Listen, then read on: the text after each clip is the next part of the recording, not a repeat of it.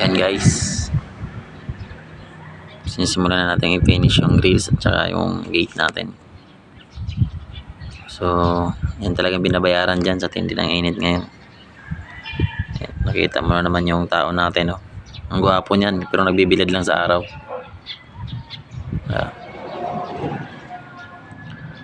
Ayan. Yung mga grills namin guys, binabantayan namin yan kasi minsan may nag-iikot dito. Yung minsan kinakahoy nila yan eh. Ginagawa nilang panggatong. Kaya binabantayan namin.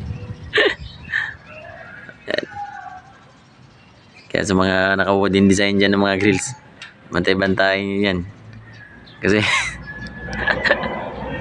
ang ganda panggatong niya, no? Ayan.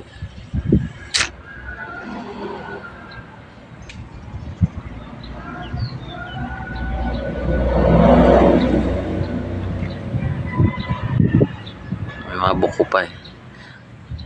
Doon sa kabila, kulay palotsina yung ginawa natin doon, no? Dito naman, mahogany na, no? Tapos yung loob, ano ang tawag doon? Kamagong?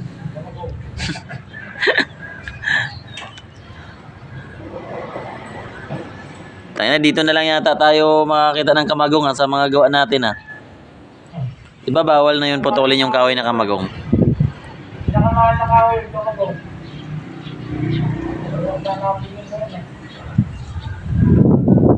So ayan guys, block 1 lot 50 dito guys, no? So pwede nyo naman itong masilip anytime dahil wala pa naman nakatira dito. Yan, lahat naman na ginagawa natin dito pwede naman masilip, no? Magsabi lang kayo kasi libre naman yung estimate natin para ma-assist ko rin kayo kung gusto nyo makita yung loob, ganyan. So yung ibang unit na ginagawa namin dito sa Heroes Town. Okay, wag ka magpainit. Mangitim ka niyan bago ka mag-beach. Ay. Yung isang kliyente natin na tropa na rin. Yung mga naging tropa ko na rin yung mga kliyente namin dito. Yan. So ano lang, good vibes lang tayo. Tsaka tamang presyo lang guys, no? Hindi, huwag tayo maningil ng sobra-sobra. Mahirap kasi yung ganun eh. Walang magpapagawa sa atin pag overpricing tayo. Pero ilagay pa natin sa quality yung gawa. Diba?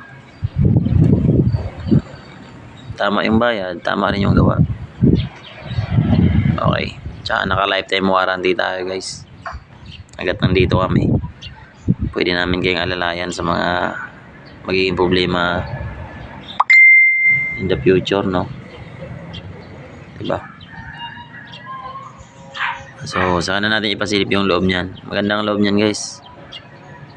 Bongga din yan. So, sa mga gusto magpagawa dyan, PM lang kayo. Pre-estimate naman tayo, no? So, huwag lang kayo mahiya magtanong sa akin. Yan. Minsan, yung iba, hindi ko na rin talaga na-replyan minsan. Minsan, sobrang late na ako makapag-reply. Minsan, madaling araw. Inaabot ako ng madaling araw kaka-reply sa mga nag-i-inquire.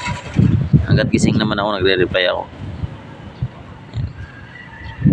Yung iba minsan hindi na talaga nare-replyan. Gano'n minsan natatabunan na yung message din. So yun, sobrang busy din kasi. So mga gusto magpagawa dyan, no? PM na lang kayo.